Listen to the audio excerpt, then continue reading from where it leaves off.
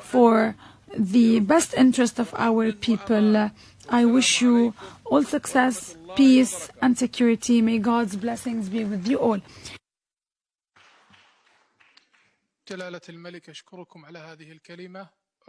I would like to thank you, Your Majesty. I give the floor now to Imran Khan, the Prime Minister of Pakistan.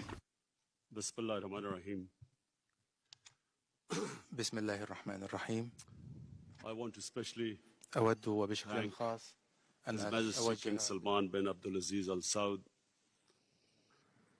custodian of the two holy mosques, and then ladies, gentlemen, majesties, highnesses, excellencies, and Honorable Secretary General. I always pictured that one day I would be speaking at this summit, and I always promised myself that whenever I got this opportunity, I would raise the first and foremost, the most important question about whenever in the Western countries people blaspheme our Prophet, peace be upon him, I always felt that the response from the Muslim Ummah, the OIC, I always felt it was lacking. And therefore, I wanted to use this platform that the OIC owes a responsibility. Us heads of the states, we have a responsibility to the Muslim world. When anyone in the Western world blasphemes our Prophet, peace be upon him, it is a failure of the OIC that we have not been able to explain to the Western countries that the love and affection that we feel for our Holy Prophet, that how he lives in our hearts. It was up to us to explain to the Western people that the amount of pain they cause us when they ridicule or mock our Holy Prophet. And we must know that in the West, people do not treat religion the way the Muslim world treats Islam. We live our religion. In the Western world, they have a completely different attitude to the way they approach religion. And so therefore, on this, Mr. Chairman, I would like to say from this platform that we must, in the forums like the United Nations, forums like the European Union, we must explain to them that they cannot hurt the sentiment of 1.3 billion people under the garb of freedom of expression.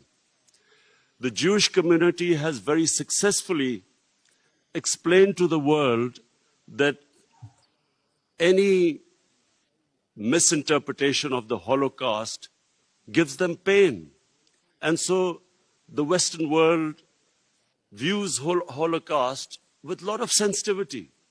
But that sensitivity is lacking when they come to talking about our Holy Quran or our Prophet, peace be upon him. So I feel that this forum must take it upon itself to explain to the Western world through these forums what it means to us and how we love and respect our Holy Prophet.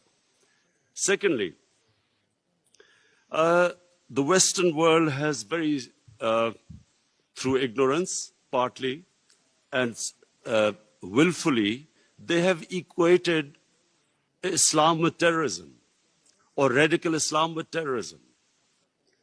I feel that this has done a tremendous amount of disservice to the Muslim community. Religion has nothing to do with terrorism. No religion allows killing of innocent human beings. But by doing this, two things have happened against the Muslims. Number one, it has led to Islamophobia. Whenever there is a Muslim involved in terrorism, the word Islamic terrorism or radical Islam, the moment that is referred to define terrorism, the people in the West cannot distinguish between a moderate Muslim and a radical Muslim. So the whole suspicion is raised against Muslims everywhere. This attack in New Zealand by this gunman who goes into a mosque and shoots 50 innocent people is because they cannot understand that Islam has nothing to do with terrorism. And they have this indoctrination that somehow whenever a Muslim is involved in terrorism, it's something to do with Islam. Before 9/11, 80% of the suicide terrorist attacks were by Tamil Tigers. But no one blamed Hinduism for it, and quite rightly, because religion had nothing to do with it. It was a political struggle. When the Japanese in the Second World War indulged in kamikaze pilots who blew themselves up on American ships, but no one blamed the Japanese religion for it. So this is my second point. I feel that it causes Islamophobia because we, the heads of Muslim states, have not been able to explain to the West, not powerfully enough, that Islam has nothing to do with terrorism. Political struggles have everything to do with terrorism. And the second disadvantage which the Muslim world has as a result of this, I'm afraid is that Muslim freedom struggles or Muslim freedom political struggles are delegitimized when they are termed as because of Islamic radicalism. For instance, after 9/11, the people of Kashmir have been conducting a political struggle for their freedom.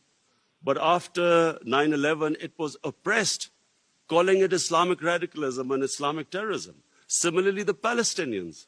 After 9/11, the Palestinians were oppressed, using, the Israeli government used the word Islamic terrorism. So this is my second point. I feel that from this forum, we must take a stand. We must de-link terrorism with Islam. My third point, Mr. Chairman, is about the Muslim world not paying much attention to science and technology. We have an organization called ComStech. I feel that we are on the verge of another industrial revolution with artificial intelligence and blockchain, new technologies coming in. We must not be left behind again. And I feel that we as a Muslim world must spend more of our resources in strengthening ourselves in this field. We must pay more attention to education, to quality education, to universities. Despite having all the resources, I'm afraid we lag behind. And I think from the OIC platform, it would be a good opportunity for us to concentrate on spending more on science and technology. Finally, Mr. Chairman, I would like to say that this is 50 years of OIC, and we all must again reiterate that how this organization came was because of the Palestinians being deprived of their homes, their rights, their human rights, their democratic rights. And so we reiterate again that there is no solution but a two-state solution in Palestine. East Jerusalem must become the capital of for the Palestinian people. And the Golan Heights must be returned as the 1967 borders, which all the international conventions, the United Nations resolutions say so. Similarly, I feel that in Kashmir, the people of Kashmir, again, have not been given their right to self-determination, as was guaranteed by the world community in 1948 through a UN resolution. The people of Kashmir recently have suffered a lot of oppression, and I do feel that us as a body, the OIC, must stand with the oppression that is going on in the Muslim world.